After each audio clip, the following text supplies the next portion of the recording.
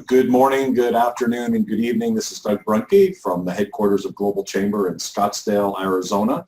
Thank you so much for attending our last Globinar of the year, and it's an important one because it's looking at 2019, and you may not have even thought about that or know how to spell it yet, but it's coming, it's very soon, and if you haven't started planning, you should, because it's an important time of the year to get your brain clear, a lot of stuff with your family and friends, and that's a great opportunity to open new passageways in your brain for a different and more exciting and higher growth time in 2019.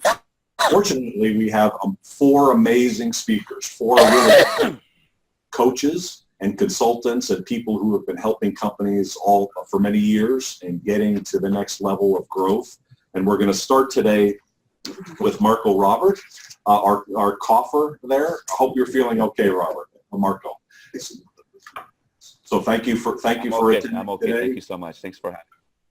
We really appreciate what you do and what you're able to do on a global basis. I love following you around the world on Facebook because you spend, day after day on the road helping people, but you do a lot virtually. So today we've got you virtually. So thank you for taking the time to talk to us today about getting ready for new thinking in 2019. Global Chamber, Doug, thank you so much, everybody. And welcome to the Globinar, the last one of the year. So my name is Marco Robert. I'm an international business consultant. That means that I travel. I spend most of my time on the plane. I have clients in about 50 different countries. So here's what I want to bring to you right now, right? I want to bring this idea of thinking in a different way, right? I think if you're going to plan for the year, I work with companies, like I said, I don't know how I've worked throughout my life, probably over a few thousand. And one of the common denominators between all those companies is by the end of the year, a lot of them are not satisfied or they haven't achieved what they planned for earlier in the year. So how do we change that, right? So what I find is this. We live in a new world. When Lehman Brothers went out of business, when we had the global crisis and Lehman Brothers went out of business and Bear Stearns went out of business, those companies have been around for generations. So it would be that big companies have a plan, right? So Lehman Brothers had a plan. They probably had a 2-year plan, a 5-year plan. They knew exactly what they were going to do. Same thing with Bear Stearns. Same thing for most companies, actually. Most companies have a plan. The problem with simply planning is that we try to, with our delusion, we convince ourselves that if we plan it, it's going to happen.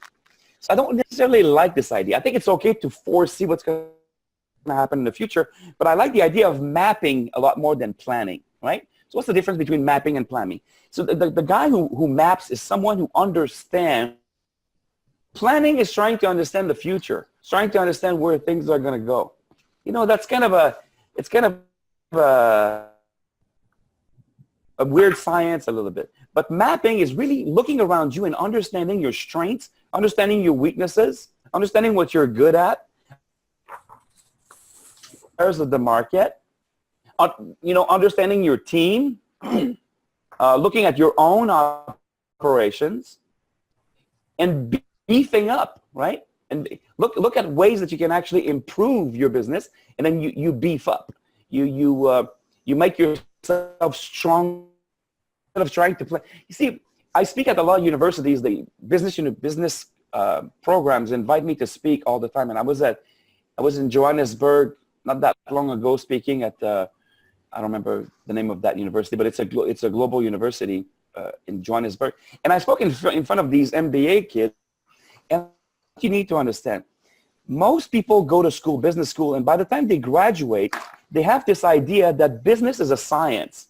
That we happen, and it's almost like it's a recipe. If you do ABC, you're gonna get XYZ. The truth is, than scientific. Business is a lot more about the way you do it, hacking your way to it, and making things. The goal of a business owner is not necessarily just to understand everything, but it's to create results, right? At the end of the day, that's what we do in business. We create results. the idea of playing with rules of thumbs and heuristics a lot more than playing with sciences when it comes to business. Because at the end of the day, it's about creating results and performance and productivity. So what I've noticed over the years is that it's a different kind of person who does that. It's a different kind of person. So in mapping who you are, in mapping what your business is, I'm going to invite you to do something pretty cool. See, we could probably put most human beings on the planet in one category that I call normal, average, ordinary people, right? Most people are normal, average, and ordinary, and they fit in that category. Well, if you run your business from the standpoint and the point of view of a normal, average, ordinary person, what kind of results do you think you're going to get? At the end of the year, you're going to get normal, average, ordinary results, right?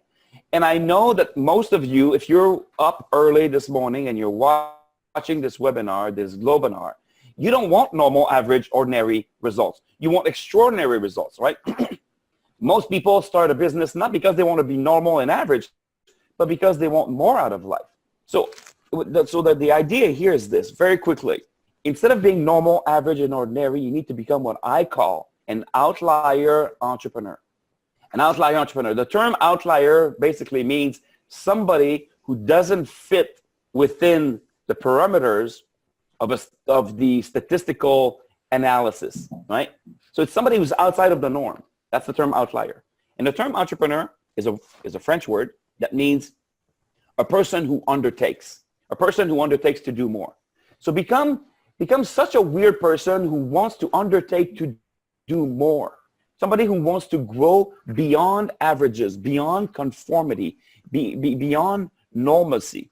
So that's probably the first step. The first step for 2019 is to think differently, is to transform yourself instead of living in that delusion that you can plan something and just because you plan it, it's going to happen, right? So that's kind of my opening statement. I hope I didn't wake you guys up a little too much.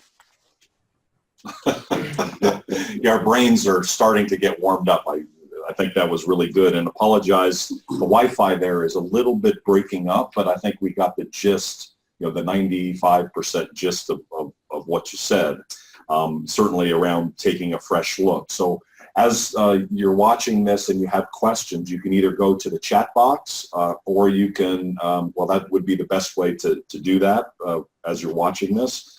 And we'll ask those questions toward the end of the program. So thank you again, Marco. And our next speaker is calling in from nearby in Southern California, Dr. Corinne Jenni. She's the CEO of Strategati, and she is both a strategy and management consultant. And she is one of those extraordinary people that Marco talked about. Her topic today is reevaluating your strategy for 2019. So you may already have one, or maybe you had one for 2018. What do you need to do to kind of break out of the things that aren't working and shift into things that do? Thank you, Corinne. Thank you for having me. I want to add on to Marco's mapping idea. Yes, you might have a strategy and you might have noticed it's not really working because you have a plan and you stuck to it and it's not really the reality. You haven't really taken in consideration the ever-changing, unpredictable environment that we're in. And a strategic plan is not static. It's something that lives with you and that you have to reevaluate throughout the year. You have to measure your goals and your accomplishments and tweak it and change it depending on what's going on in your internal and external environment within the company, with the structure, with the culture, your employees, different policies, different markets to explore, and as well as international, for example, local governments, foreign governments, new laws, new trade agreements, all that. All those different factors have an impact on your strategy and on your business, and you need to plan or map accordingly. There's a saying, the map is not the territory, right? So it's kind of like, it's the same thing, like you write a plan, that's not really reality. You have to adapt and reevaluate.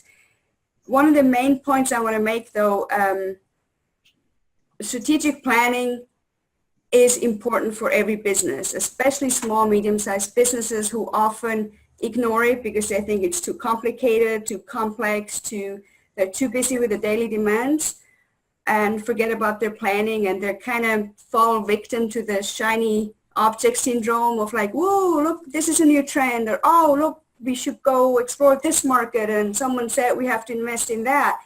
And you kind of lose track of your purpose and what you're about to do in this world, and you just kind of get distracted from one side to another. That's why a plan is important. And also because research has shown that businesses that engage in strategic planning are more successful in the long run. It creates focus. It gets your team on board on the same goals and the same vision. And you, by creating a strategy, by reevaluating your strategy, you constantly are forced to look at your environment and adapt to it and kind of predict or forecast what's going to happen and how it will affect you, if it's a new risk, a new threat, or if it's something you can take advantage of and turn it into maybe a competitive advantage for your company. So yes, all about strategic planning for sure, all about constantly reevaluating, sticking to your long-term vision and tweak it along the way. And the one company that has the most flexibility to deal with all the uncertainties and unpredictable changes in this world is most likely to succeed, because they're used to that variability. They can change and they can find new ways to still get to their vision, to still get to accomplish their goals, no matter if they take path A or path B. But if you don't know where you are, you never know how to get there. So that's a little bit of my take. Always keep an eye on your environment and adapt accordingly. Okay, very, very good. Thank you, Corinne. And we'll be back. We've got a couple questions coming in. Mm-hmm. And so both of you we have questions for, so hold on tight. And in the meantime, we're going to hear from Kendall Clifton-Short.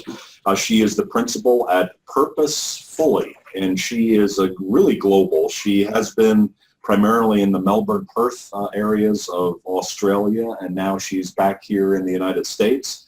And so Kendall, really appreciate, like with all of you, your membership in Global Chamber and what you've been doing to create and establish more purpose-driven organizations really around the world. And so today you're going to be talking about a success with a purpose-driven strategy.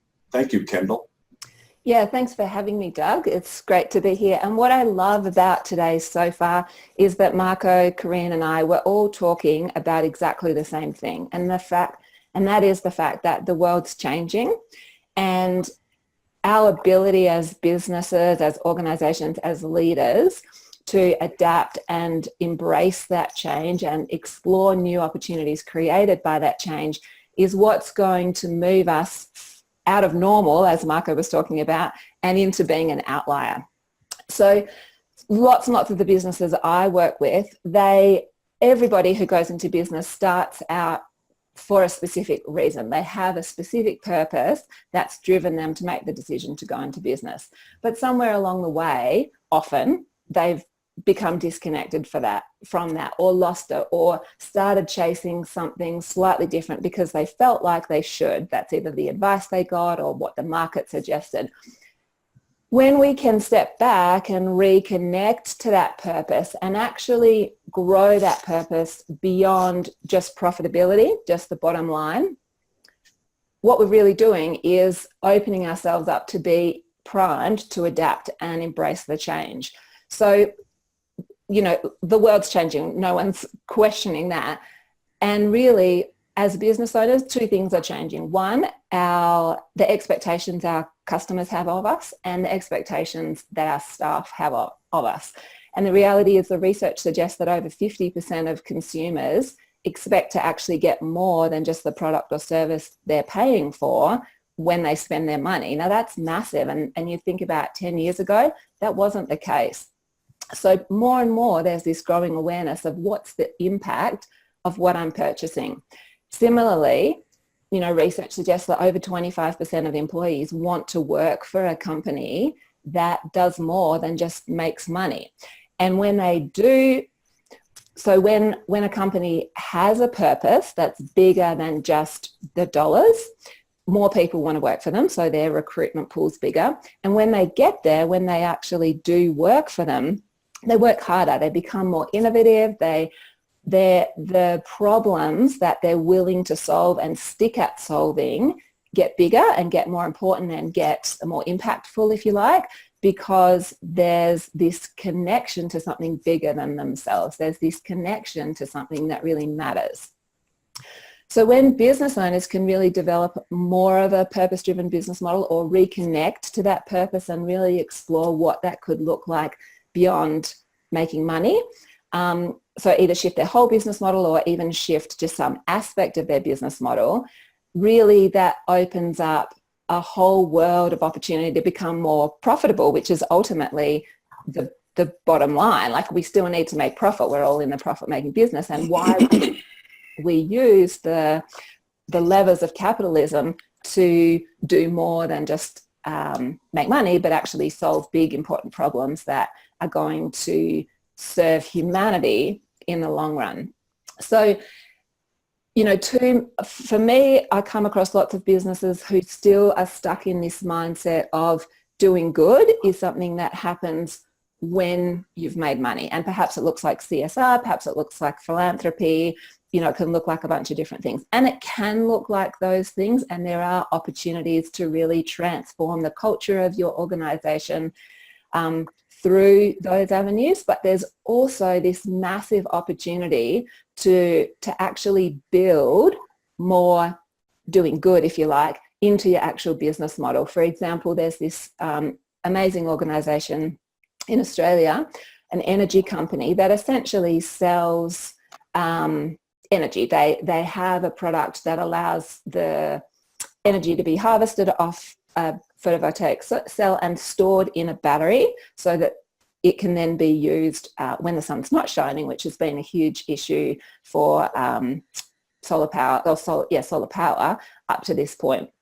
So their solution is a battery bank. Now, up until this point, certainly in Australia, and I can't speak about America at this point in time about this, it hasn't been cost effective to put a battery bank in, but that's changing. In fact, this year that changed, and it's actually more cost effective to be able to store that power and use it later. So this is just a company driven by a desire to help the world transition to a clean, secure and efficient energy system.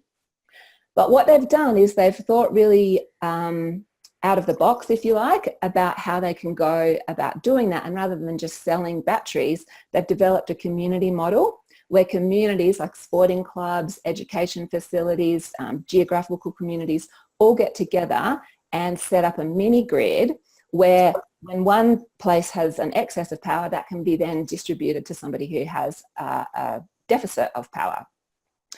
Now, the beauty of this business model, even though that in itself is valuable, is that Redback, the organisation, commits to fund a community facility, perhaps a new pool, perhaps a new rec centre, etc., if the community can get enough people on board, and they'll match dollar for dollar some money that comes from a grant that's available. So what they've actually done is gone out to the community and said, hey, can you do our marketing for us? And the community wants the most people on board, because for every new person that they get on board, they get more money for this community event. So the ultimate outcome, Redback's costs decrease while the uptake and therefore their profitability increases. The community outcomes are amplified and the environmental outcomes are amplified. And how have they been able to achieve this? Because they've understood what everybody wants. They're not going out there selling environmental stuff. They're going out there selling what their market wants. And they have built a model that serves everybody that's involved, all the key stakeholders, not just them. So when a business can do that, when they can reconnect to why they started a business, or when they can reconnect to how they want the world to be and the way that they can contribute to building that future, the outcomes for their clients, the outcomes for their staff, retention, customer loyalty, you know, customers doing your marketing for you, etc., all are amplified. And ultimately, they're doing more than just building a community within their organization. They're actually building a legacy that they're proud of, as well as their whole community is really proud of. So for me, the work that I do and the work that I love is really helping organizations reconnect to that purpose. And when we can think, okay, great, the world is changing. How can I actually use those changes as opportunities, and how can I continually, just like what Corinne and Marco were saying, be primed to adapt to that change and not be fixed into, well, this is the plan and this is how we need to execute it, because the plan's only really relevant on the day that you make the plan, because your competitors, the world, your clients, etc., they all move on. They all want different things the day after the plan's made. So our ability to be flexible and adapt and map, as Marco was saying, rather than plan, is really the key to being successful long term. Thank you very much, Kendall. We appreciate great insights there, and thank you for sharing that. Our last speaker today is Alex Devereux. He's the president and founder of the Devereux Group. He's here with me here in Scottsdale.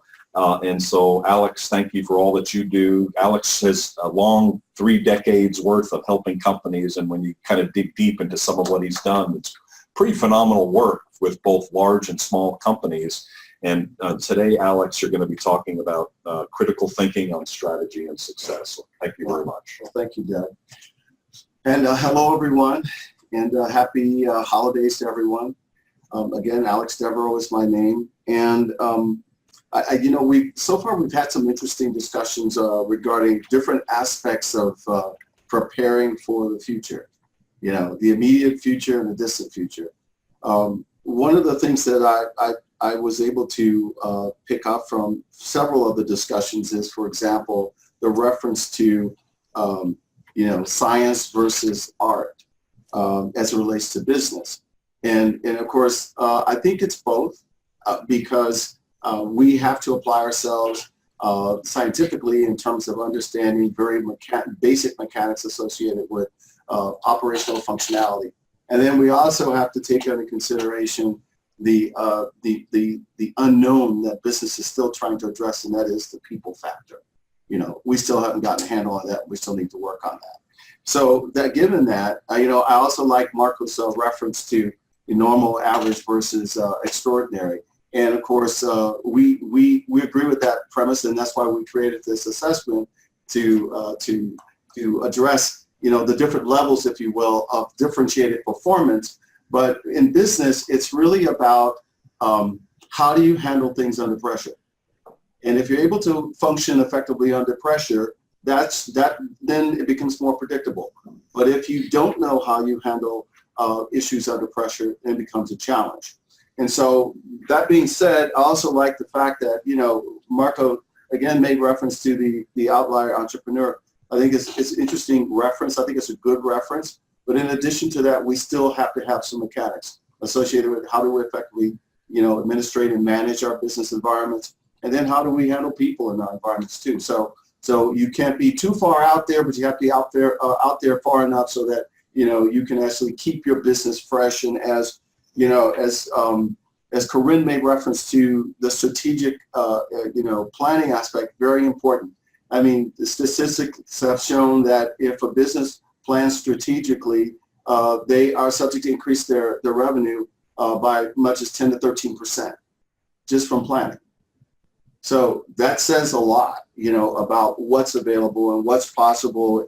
And of course, if you want to create some degree of predictability as it relates to your business, that's a good place to start. I also like what Kendall made reference to in terms of sustainability. I mean, it's now becoming incumbent upon us as business folks to pay more attention to our environment, and of course, more specifically, socially, how we can help address some of these issues, because the social issue affect the very people that are in our companies. So we need to think about this in terms of being able to support and create that cycle, if you will, that perpetuates life both inside and outside of the organization. So that's an issue that I think is important to address. So that being said, I feel like, you know, my role here is to take all these different components and at least give you a way to effectively digest the process for preparing for 2019 and the future. So you can't do one and not the other.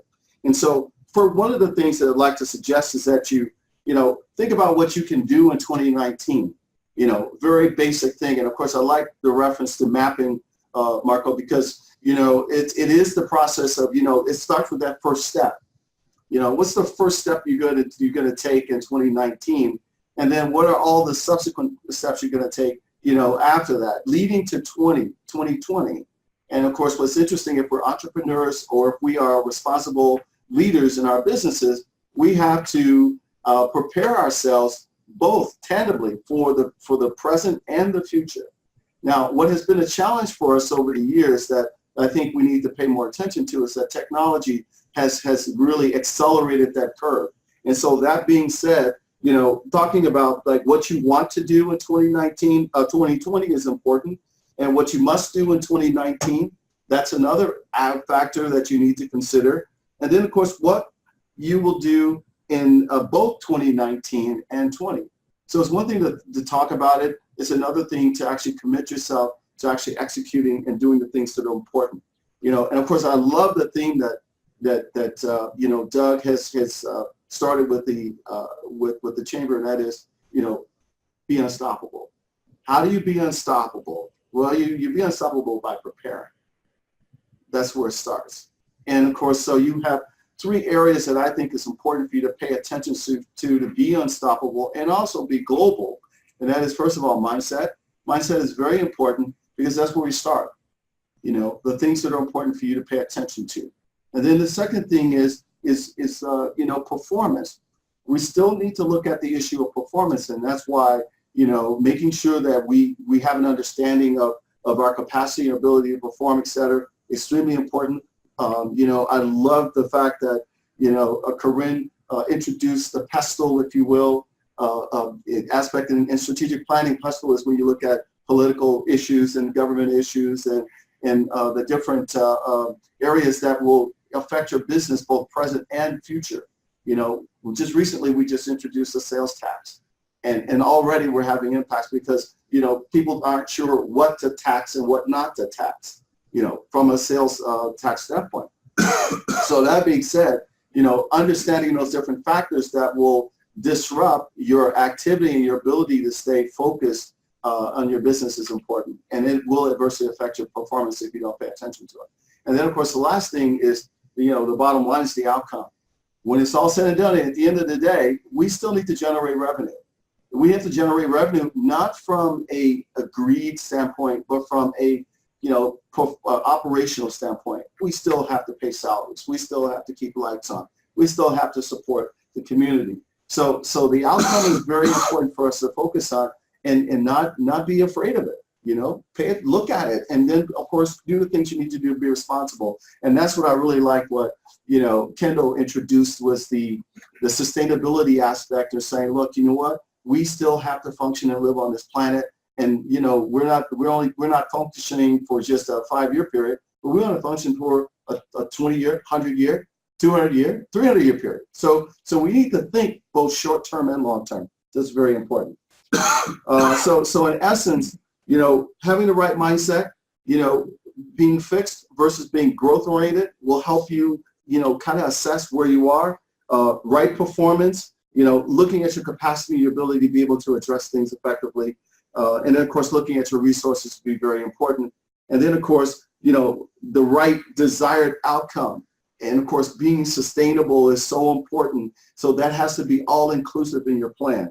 And, of course, when you take all these things into consideration, it makes it easy for you to be able to adapt and stay viable for subsequent years to come. Very good. Thank you very much, Alex. And we've been doing these events all year, at least one a week. And this honestly is the first time we've ever been done on time with all the speakers. So you guys are, you're not only are great at planning and strategy, but you're great at listening to what the instructions are. And, you know, that's a great way for us to end the year with a really capable group. And so thank you very much, because now we have 30 minutes of questions. Yay. And we have quite a number of them. So this concept of planning versus mapping, I know there's a very successful person within the chamber who for 10 years has been telling me, you know, I never plan. You know, we just do what's right by the customer, and then it all works out in the end. So that kind of reminded me of the conversation that both Marco and Corinne and really all of you touched on. You know, so what does that really look like? You know, Marco, you talked about not having planning, having mapping. So what does that look like, practically speaking? And if somebody's doing planning and has kind of their mindset is around planning, what are the shifts that they need to make to be able to be more effective? And then subsequently, is that guy right? He's very successful. You know, don't plan. He might even say don't map. I'm not sure, but he's just kind of doing what's right for the customer. So could you address that as well? Sorry, three-pronged question. He's muted. Oh, we're muted there. All right. Can you guys hear me now? Yep, we can hear you. Perfect. So probably the best way to answer this question is this. Number one, you need to be able to differentiate between what I call a strategic approach and a tactical approach, right? So usually when I speak for people, I say, what's the difference between, and people will explain to me their difference. This is how I see it. Being strategic is understanding exactly where you want to go. It's understanding the destination. Being tactical is to take means to take you there, right? So certain actions, certain activities, they're going to take you there. Now, there might be many different ways to reach your destination, but as long as you're clear on what you want to achieve. That's why, to me, strategically, the first thing that we have to do is not to look at try to understand the future, but strategically, the first thing we have to do is to understand ourselves, to understand our own strengths, to understand the market we're in. That's how we can actually start planning. I do the same thing when I just work with human beings. I coach a lot of executives, corporate executives, and entrepreneur leaders, and I coach them. This is what I always tell them. They say, okay, Marco, I have my goals. And you know what I find is certain words over time will lose their meaning, right? For example, the word awesome. The word awesome in the 1800s, when you use the word awesome, it meant something. It was like awesome. It was like, ooh. Today, you know, you say, hey, how's it going? Oh, it's awesome. Awesome. Everything is awesome today, right? So the word awesome does not have a lot of meaning. The word goal is kind of similar. It's kind of lost its meaning. So what I tell my clients is I say, before you start looking at your goals, the tactical ways that you might actually achieve what you want to achieve, why don't we define a purpose? Why don't we define something that is so important to you that it becomes your way of living? So I'm in total agreement with your friend who says, I don't plan much, I just respond to my clients. If you understand your strengths and your weaknesses, if you understand the map when it comes to your clients, if you understand your own operations, if you have a clear grasp on your business numbers, and if you live with a sense of purpose, if you say, hey, you know what, I know why I do what I do, then let's start planning. Then let's start planning strategically, because the planning becomes aligned with everything else. I think if we miss that first step, and I see a lot of organizations miss that first step, then the planning gets completely disconnected from who the owner of the business is. It gets disconnected from the strength and the weaknesses of the business. It gets disconnected from the realities of the marketplace, the realities of the operations. So that's why, I don't know, maybe 10, 15 years ago, I flipped it. And I said, now we need to map it before we start planning. Okay, fantastic. Corinne, Kendall, Alex, any adds on that? Well, I'd like to make a comment about that. You know, Marco, I think you make an interesting point about really digging in and really understanding, I think at a gut level, where are you and what's your commitment to this agenda is what you're saying. So you establish the commitment first, and then of course when you start to pursue the business both strategically and tactically, then it makes more sense. And I agree that disconnect happens when we become too scientific in our process of planning, and I think that's what you're really addressing. But when we have to do this from the standpoint, from a moving target, our markets are moving targets now. When Amazon acquired Whole Foods, there was a concern. People didn't know what to expect. Now they do. And then, of course, the retail itself has been affected so adversely in an interesting way with Google and the presence of Google and also Amazon, and the battle between Amazon and Google, and then, of course, even Walmart. So when you look at it from that standpoint, it's like you need to have some clarity, and I think what you're saying is clarity first, and then, of course, you say now I can be connected to whatever agenda I develop. I'd like to add on to that. I totally agree with both of you. You definitely have to have a clear vision, and that's supported with the purpose, with a strong purpose that drives you through whatever you're dealing with.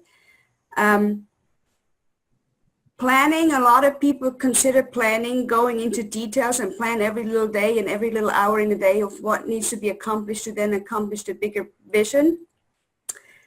I disagree with that because that's just not possible. Too many moving parts, too many things change on a daily basis.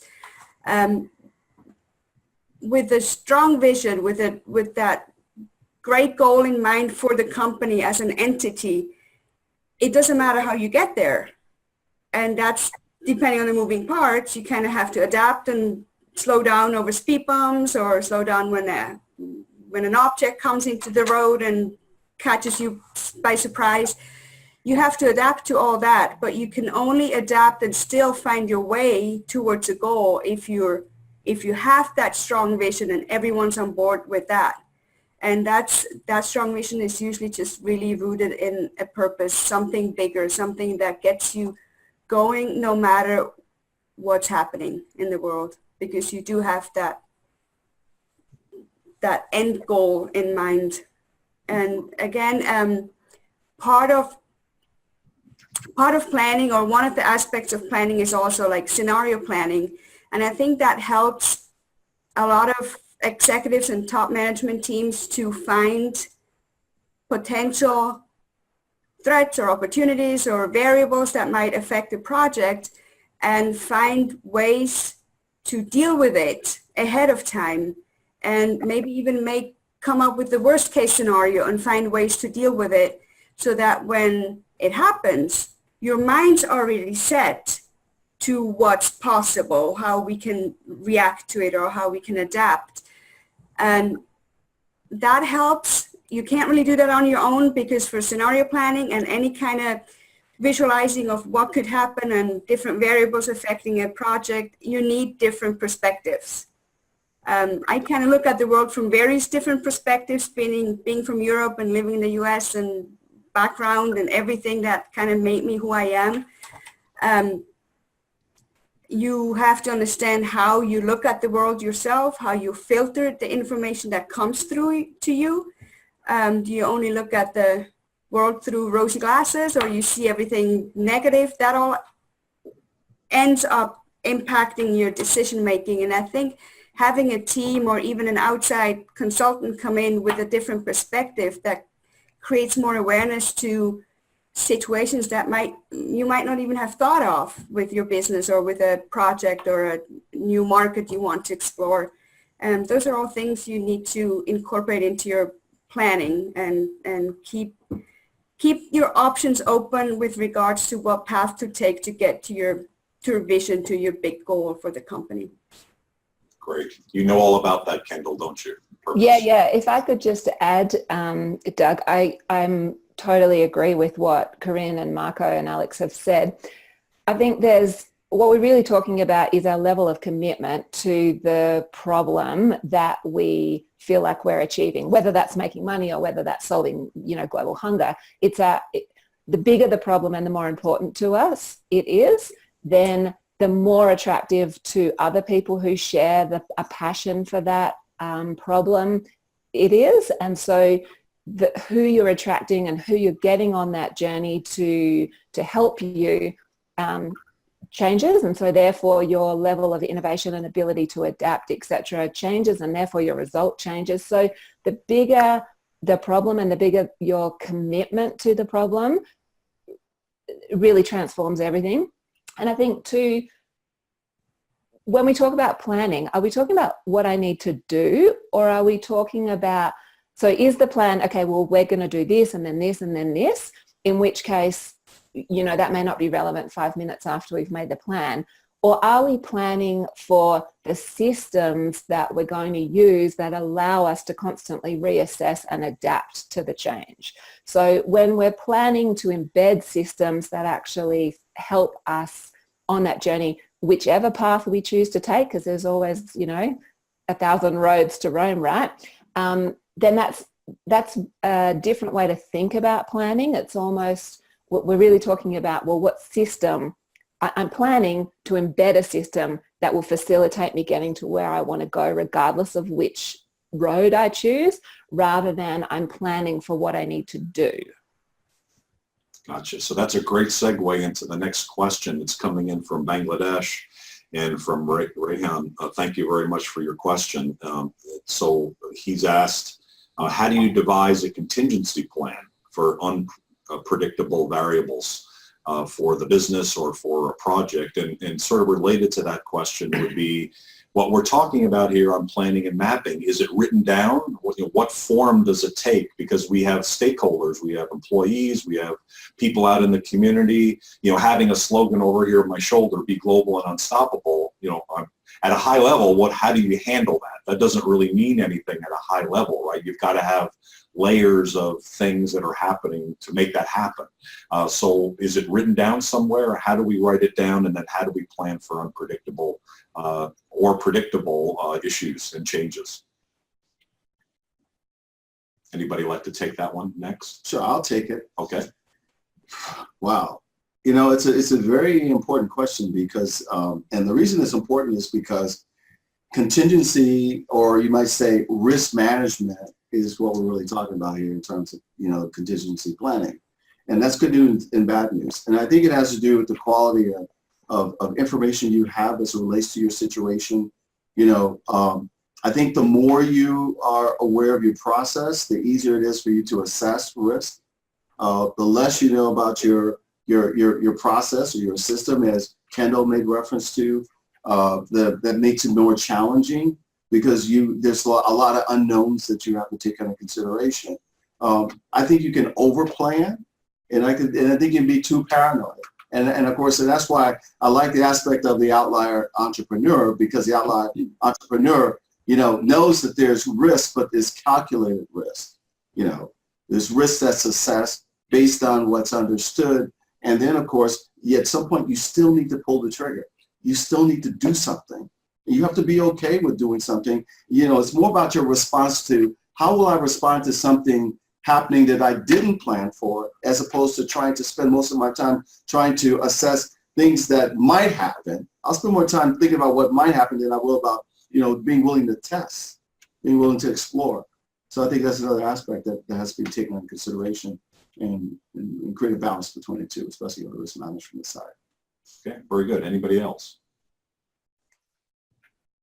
I don't know, can you hear me? Yes, we can. Okay. To me, when it comes to contingency, again, there's a really good book out there. I think I mentioned it at the last Globinar that we did together, because I was reading it back then. It's called Anti-Fragile. It's a really good book. It's the same author who wrote The Black Swan a few years ago after the global crisis. And I think in many instances, we have this delusion that we can understand the future. So even in terms of contingencies, okay, what's your plan B? It's still kind of a plan. And in most instances, it's rooted in delusion. So instead of that, what I like to do is I like to have a strong functional organization. What does that mean? That means that I have a decentralized form of management in the business, right? Functionally, every function in the business understands their role. They understand, we as an organization understand the requirements to do that job. We understand the responsibilities of each function. Each function has a clear understanding of its reporting authority. You know, who do they report to? Who reports to them? And then, so to manage the business more from an organizational perspective, functionally, and number two, to also have to invest a lot in the culture. You know, there are simply some people that are not going to fit in. If you want to understand exactly what your strengths are, well, it's going to start with your people. So who are you going to bring in? You know, are you just going to bring in the same people that, you know, we know that statistically most hiring managers will actually hire people that are very much like them. So do you have the emotional fortitude to remove your own natural tendencies and to understand exactly what is it that the business needs to reinforce the business? So if you're kind of a right-brained person like me, somebody who gets excited by shiny objects, well, when I build businesses, I like to surround myself with analytical people, people who create that balance in the business, right? So now between my strong will to conquer the impossible and their realism when they're facing reality, together we can build something really, really strong. And probably the third thing that I would add after a strong organizational format and a culture, the last thing is to have metrics. You know, you have to be able to measure what's going on in your business. And, you know, and so without actually saying, hey, you know what, we want to grow by 50% this year, you know, but when you measure, when you look at so many times I work with organizations, you know, there's a misnomer here that people think that a P&L, a profit and loss statement, should be represented in dollars or in, you know, in the currency of your country. To me, a P&L should be represented in percentages, because a profit and loss statement is not by itself, doesn't say anything. But when we compare it, when we use it as a tool to measure, when we compare from one period to another, when I use it as a percentage, I say, okay, well, what's going on with my cost of sales? Is it going up or down as a percentage of sales? Now I can really, really start impacting the business. So again, I think it's about beefing up a lot more than planning. To me, planning comes second after you understand your strengths and your weaknesses. Okay, and just to confirm then, in terms of the mapping or the planning, is it actually a document that gets written down? You know, is it one that gets or is it like in everybody's head?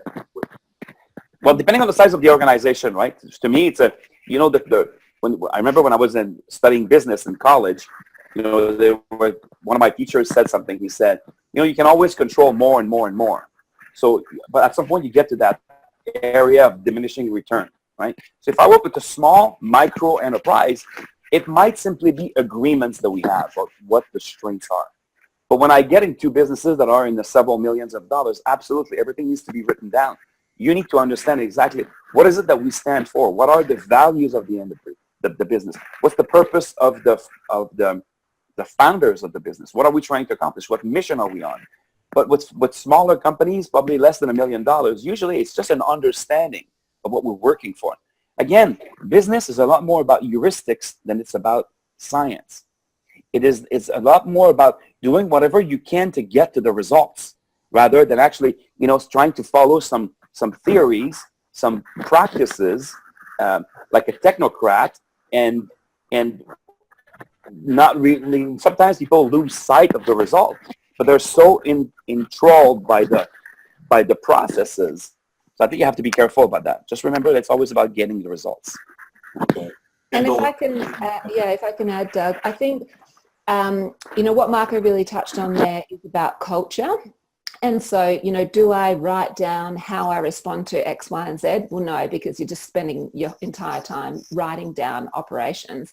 But what I think is really important to be writing down is what values are driving your organization, and really even before you even can write them down, what values are going to drive me towards the result that I want, because sometimes we value things that actually inhibit us from achieving the result that we want. And our attitude and our standards around, and our expectations really around things like failure, like when things don't go our way, is that classified as a failure, or is that classified as a learning opportunity? And how do we respond to that? And how do we reward people from being willing to take a risk versus penalize them for the risk not paying off the way that we want? So to write down values, like these are the values that will support our organization getting the results that we want, and then to have those values influence and shape how we do business, and for us to constantly refer back to those values and check in and demand that everyone is actually living and operating by those values, and be really wary of what the unwritten ground rules are that we're inadvertently playing with, and what are we inadvertently valuing, and is that really actually going to support us, etc. So for me, writing down the values and having a really hard think about whether those values are going to support the outcome that you're looking for, and then not necessarily writing down, but demanding constant review of everyone's activity against those values can be really powerful for both a small organization and a multi-million-dollar organization. Yes, Kendall, I agree. And the thing is, it's a new trend that companies have values and have corporate social responsibility strategies, but that does not mean anything if you just have it written on your website, on your marketing materials, if no one really lives by, or you have certain people that live by, but then you might have an executive or a new executive that comes in with a completely different value set that does not fit with your company, and then you end up having issues like maybe Wells Fargo had. Maybe that was one of their deeper issues, right? That there's a discrepancy, a discrepancy between values or what someone believes is right and wrong, and that's different for every person, for every culture. It's different what is right and wrong, but you want to have a team that believes in the same thing, that knows that's where we draw the line. That's what we try to achieve, and we don't go below whatever standard, and they're on board with the vision and support that and create a synergy with strong values for the corporation to create that strong entity. You guys have been very much aligned, so that's awesome. The concept of 3 feet from gold, right? You're mining and you're digging, that book, and you don't know that you're almost there at the prize, but you actually are. So how do you make that decision, the adjustments that you need to make on a year-to-year basis? You've got your values written down, you've got a rough map of what you want to be able to do, and you may not realize that all this work you've been doing is very close to being realized in a full way. So how do you make that decision? One of the things, Corinne, you talked about was getting an outside view, on what you're doing, just so you can kind of break potential paradigms in your head. So how does a business owner kind of make sure that they're on the right track, make the adjustments along the way? How does that practically happen, since the only thing they really have is that future state that they probably have envisioned, and the practicality of the day-to-day that may be in the way of decisions that they may need to make?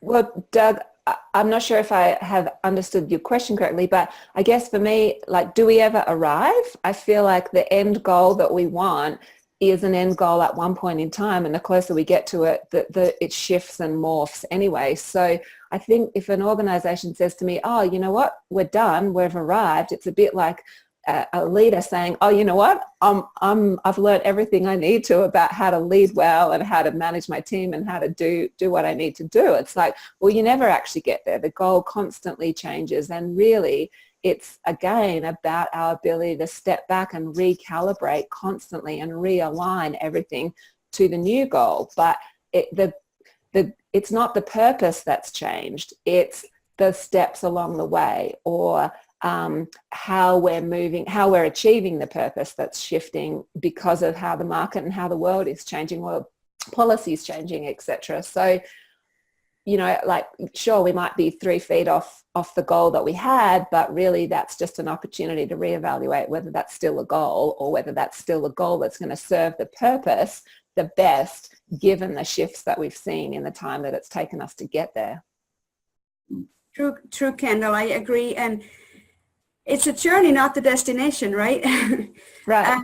And I think it also comes down to how much do you want it? Like, how focused are you in getting to that goal? And I look at it more as the big vision, not the different steps to accomplish in between goals or certain tactics. I look at the big vision. How strong of a drive do you have as an executive, as a business owner, and as the business as an entity itself? Because I think that's what drives you forward, and that's what you focus on, that's what you attract, and that's part of the big picture, and not many business managers really think about that part too.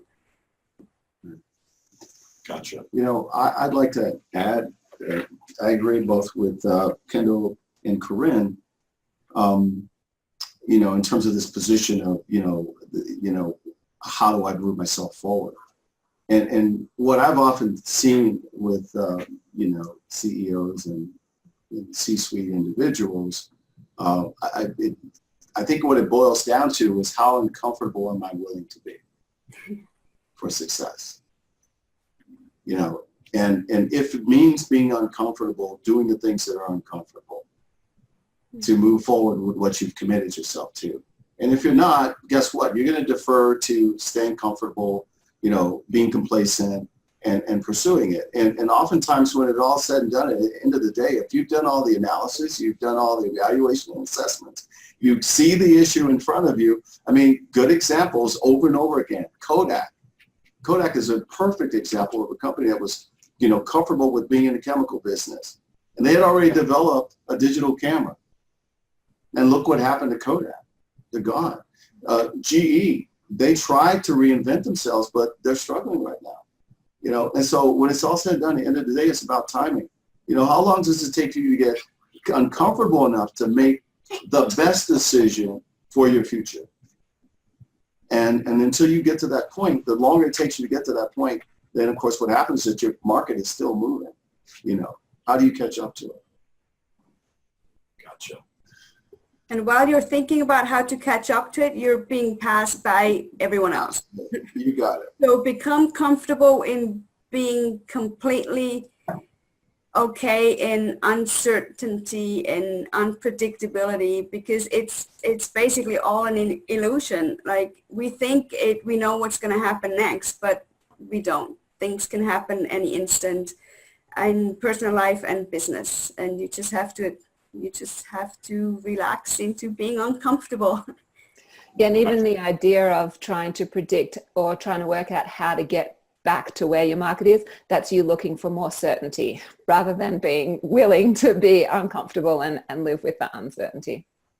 Gotcha. Marco, you're on mute, but I look like you have some comment on that question. Yes, thank you so much. So what I was going to say is, I like that Kendall comment when she said that it's different, right?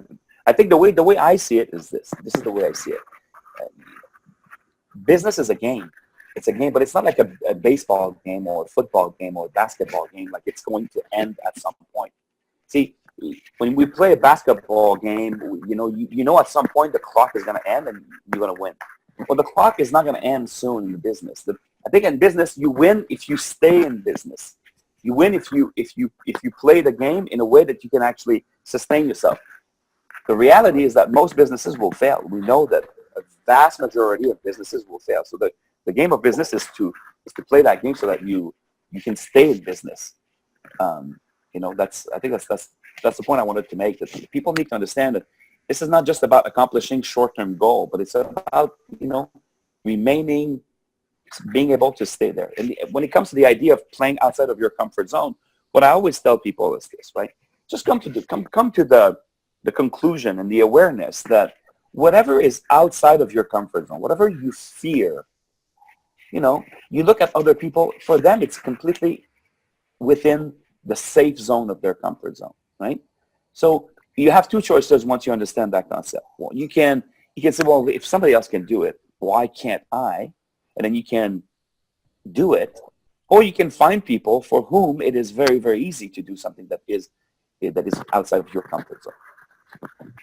And if I could add to that, Marco, I mean, even this idea of a comfort zone, you know, automatically that frames it as a certain way. What if we were to call it, rather than a comfort zone, a zone of boring, or the gray zone, the life half-lived zone? All of a sudden, what's outside our comfort zone looks way more appealing than staying where we are and being gray and beige. And yeah, so it's really about how we, exactly what you're saying, frame The comfort zone. what's outside and what's inside, and then B, how we get there.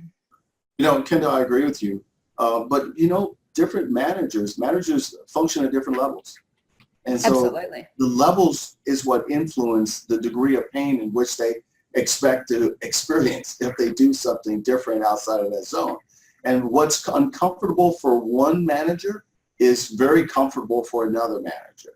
So it really depends on the person or the individual, and that's what you need to take inventory of. And so usually that has to do with experience, and that has to do with knowledge.